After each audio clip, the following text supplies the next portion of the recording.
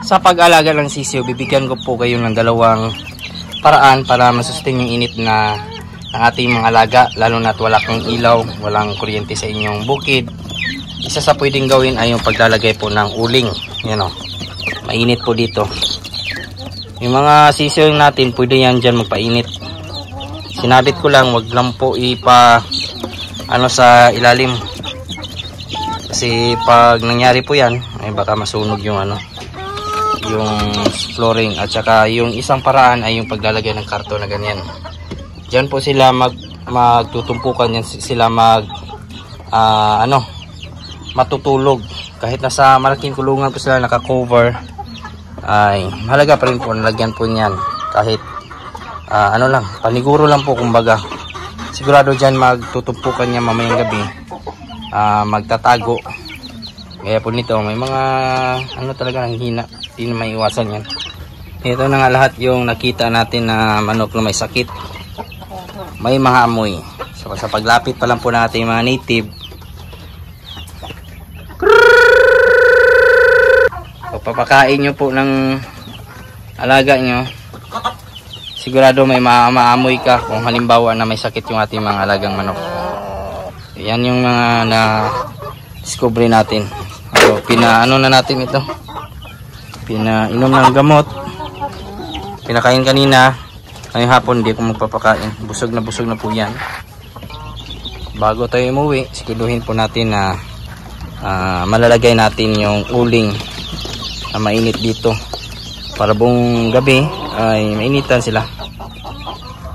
Sa huling video nga natin mga katambayan, nabanggit ko po yung pagbagsak ng presyo ng ating mga healthy chickens, na kung saan dati libo-libo ang halaga, ngayon nasa timbangan na po ang kwintada. Kumbaga per kilo na po halos lahat ng heritage.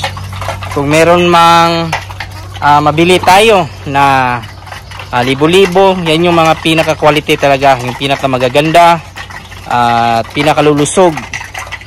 So sa ngayon ay bagsak na bagsak yung heritage po na presyuhan.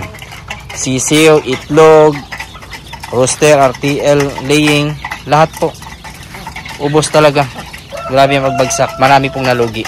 At isa sa mga pag-usapan po natin ngayon ay yung mga manok po na iwasan natin na gawing negosyo. May mga manok kasi na talagang susobra po ang mamahal.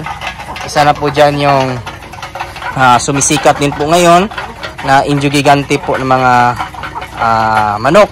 So ganong klaseng manok, napakamahal, at halos lahat naman po ng mga manok na yan galing sa ibang bansa, napakamalalaki, magaganda din naman po.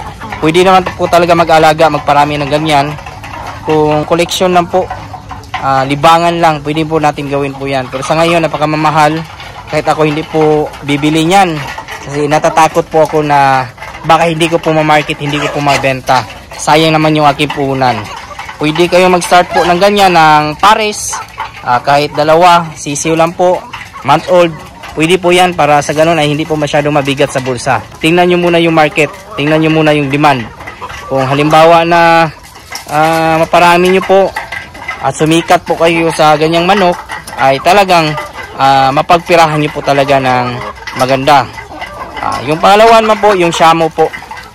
Sa mga nagpaplano mag-alaga ng shamo, siguraduhin nyo po na yung manok po natin o yung kita mismo ay handang lumaban po. Kasi sa pagkakaalam ko sa pag-aalaga ng shamo ay ipinapanglaban po yan.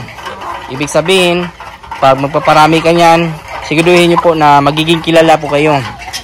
Kumbaga sabihin na lang po natin na kailangan nyo po na maging champion, kailangan nyo po na pumusta talaga para maging kilala yung manok nyo po, winner, kumbaga winning line ang magiging kalabasan ng inyong mga alaga. Pag nagkataon na ganyan, ay sigurado marami pong bibili sa inyo. At karaniwan din naman po na nag-aalaga po niyan ay yung mga kapatid nating Muslim. So yan po yung isa sa mga hilig nila, yung pag-aalaga ng shamo. Ang labanan kasi ng shamo, sa pagkakaalam ko, minsan umaabot pa po yan ng 1 oras, 2, 3 oras bago matapos ang laban. Yan yung labanan. Kung sino yung iiyak, kumbaga susuko sa laban, yan yung talo. Yan yung pagkakaalam ko, pagkakaintindi ko po sa pag-alaga ng Shamo. Kung halimbawa naman po ay gusto niyo na pong bumili, gawin niyo pong pa-upgrade gaya po ng Indio Gigante. I-upgrade niyo po yung mga alaga niyo po ng mga native or heritage. Ipares niyo po sa mga Shamo yung heritage. Ay wala po problema para makakuha ka rin po ng magandang klase po na resulta, lalo na po kung yung plano ay pangkarne. Pwede po yung gawin po natin yan. Bumili lang po tayo ng pa isa-isa, pa dalawa-dalawa. May mga kaibigan tayo na ganun po yung ginagawa. Kahit mahal yung mga ganung klase na manok, ay binibili po nila kasi gusto lang i-upgrade yung mga babae na pangkarne po nila. So wala problema pag ganun yung ating diskarte sa pagbili po ng mga mamahaling manok. At kung sasabihin man po natin mamahaling manok, hindi din po ibig sabihin na makakabenta ka po ng marami. Maliban na lang talaga kung sikat na sikat ka na. So wala problema po yan. Gaya po sa atin, nag-umpisa lang po tayo sa pipitsuging pag-alaga ng native, at hanggang nakabili tayo ng mga heritage dati, at naging kilala din po tayo sa pag-alaga ng heritage, na ngayon ay wala na, iniunti-unti na po nating inaalis sa ating manukan. Kung meron man, pakunti-unti na lang. Isa din po kasi sa problema sa pag-alaga ng heritage, yung pabago-bagong panahon. Sa ngayon po ay pangit, palaging pangit yung panahon. At isa sa kalaban ng heritage, yung pangit na panahon, madali na po magkasakit. Pag nagkataon, magkakasipon agad, gagasto ka na naman po ng gamot, bibili ka ng maintenance araw-araw. So sakit talaga sa bulsa. Ganon din po yung pag-alaga ng mga manok, na kung maaari iwasan nyo po. Kung sa tingin nyo ininegosyo nyo lang po, magpaparami kayo ng mga Shamo, heritage o di kaya Indio Gigante, siguraduhin nyo na po na kumbaga gagasto ka talaga ng malaki. Yan yung mga manok po na iniwasan ko po talaga sa ating manukan na magparami. At isa din po, napakamahal ang maintenance. Kailangan nyo po na magandang kulungan, pa isa-isa talaga yung kulungan, i-train nyo, ganon. Dapat sa pag-alaga ng mga ganyang manok, hindi yung gusto mo lang magkapera, dapat hilig nyo po talaga. Kasi pag gusto nyo po magkapera, yan yung iniisip nyo, hindi po ganun kadali na maibenta yung mga ganong klaseng manok. Kaya nga kahit ako, may pangalan tayo sa pag-alaga ng manok, iniiwasan ko po ang ganyang klaseng manok na alagaan.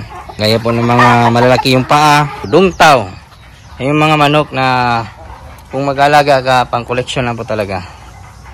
Hindi pwede magparami, pero kung sa tingin nyo po maibebenta nyo po yan ng maramihan, volume, ay karaniwan din po na bumibili po dyan ay mga collectors. Gaya din po ng bibili ng Indio Gigante, mga Shamo, mga show type na mga heritage, mga collectors lang kumbaga.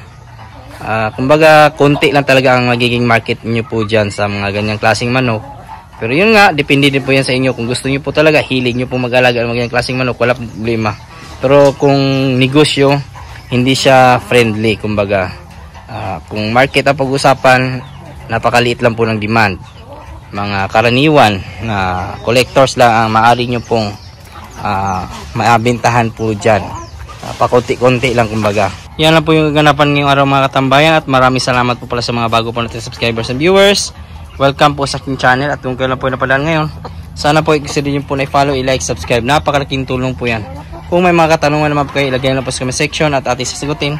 At huwag kalimutan i-click yung notification bell para sa mga susunod na videos.